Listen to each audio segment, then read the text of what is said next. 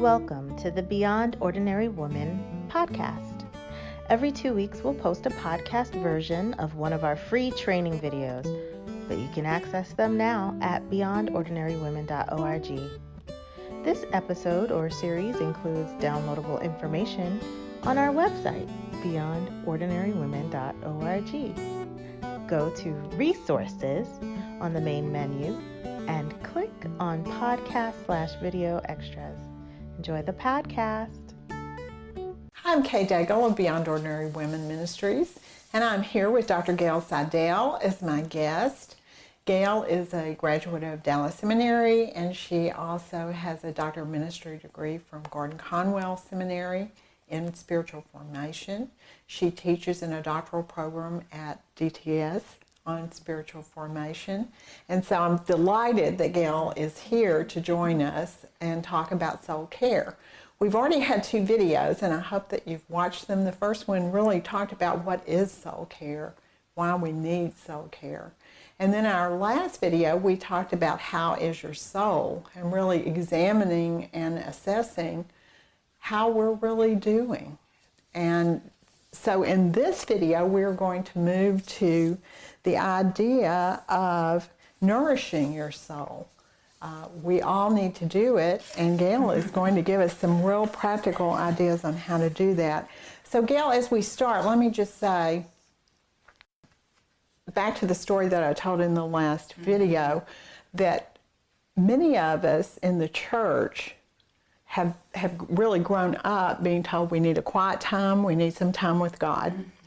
And yet I was doing that, and things were really not okay.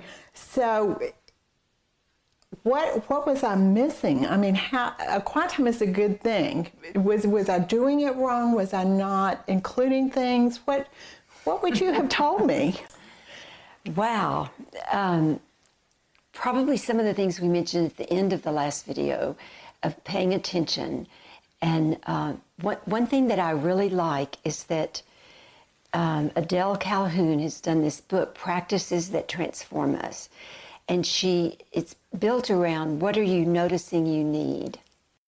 And going back to ancient Israel, actually to creation, and how God formed the soul of the nation of Israel. Because when you think of it, they were just this bunch of people.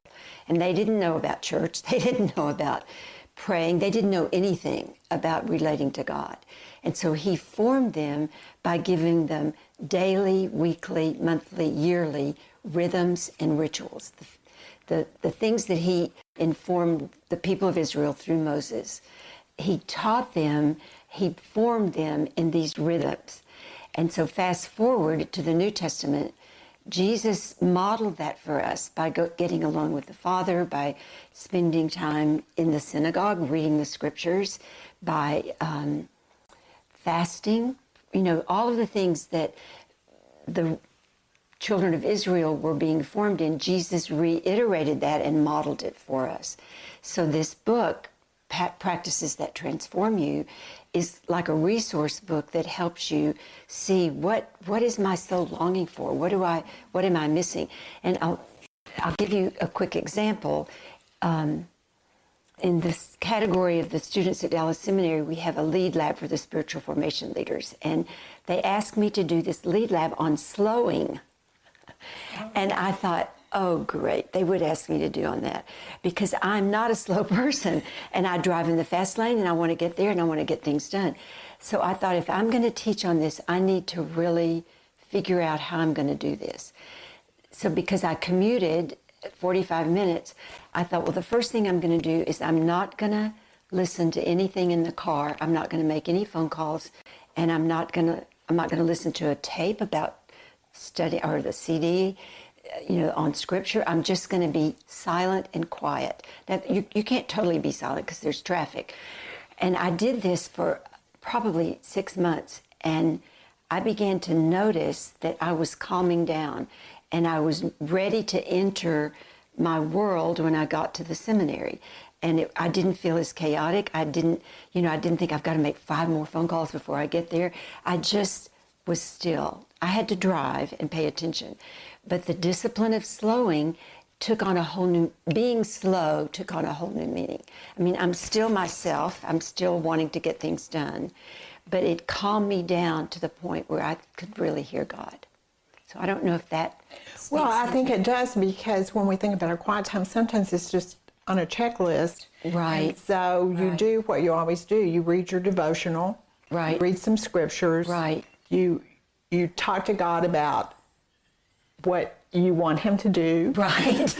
And ask him those your things. agenda for the We day. really do. Right. And then you're off because your day's busy, and Right. you know you've done your little thing with God, but that's it. But I think what you just described is maybe what I was mostly missing at that time, that it really wasn't just sitting in God's presence and listening for him and resting in him.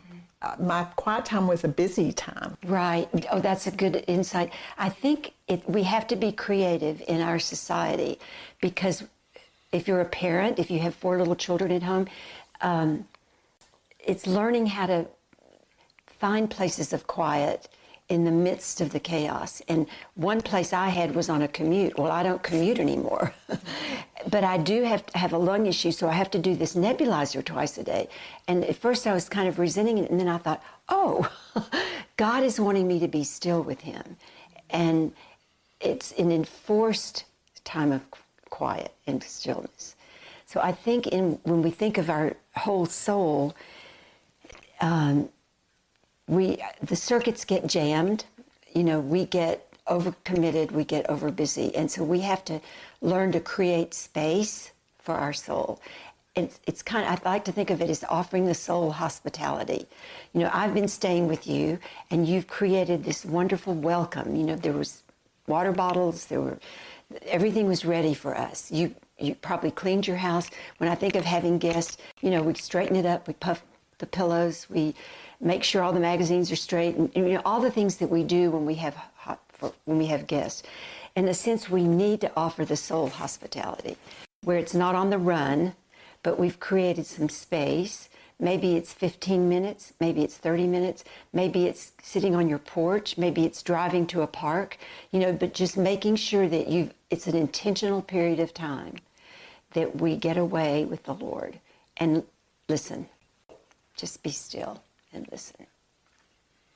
So are there other things to incorporate to help us really nourish our soul? Well, I think going back to how God formed the soul of Israel, there's a really interesting book called The Anatomy of the Soul, which is a Christian psychiatrist, and he has married the spiritual disciplines of prayer, Sabbath, reading the scriptures, a lot of the things that Adele Calhoun in her book talks about.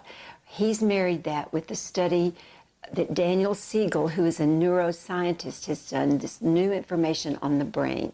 And the brain has emotional pathways in it that can be changed and formed. And so that gave me such hope. You know, we get in negative patterns, and we get in bad habits of the way we think about ourselves or about other people.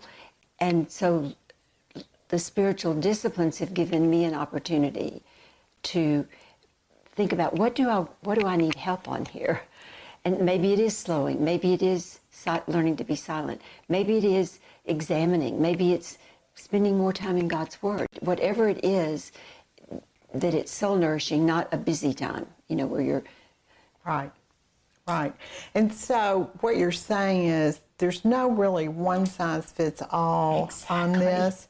And your personality may lend itself to different spiritual disciplines that work better for you than they do for me. But we all need quiet.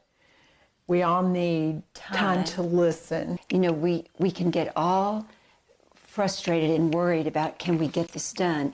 But we just need to remember that Jesus is our soul shepherd.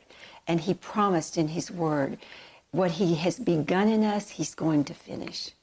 And it's a process. You know, it's going to take a while to become like Christ, and we won't truly become like him until we enter into his presence. But we can relax about it. He is shepherding us.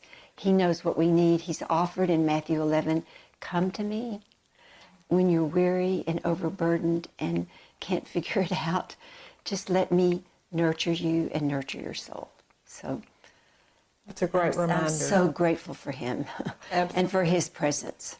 Absolutely. Yeah. Well, thank you, Gail. This has been so helpful, and I know it will be helpful to many, many people who are watching it. And I want to remind you that we have some downloads. One is full of some questions to process after going through these videos. There's a part for each video. But we also have a list of some helpful resources, some books, and really will help you find the next step. In fact, before we go, Gail, let me just ask you this. If you were going to suggest one thing for somebody who's watched this is a very new idea to them, what would you suggest? What would be the first step? Yes.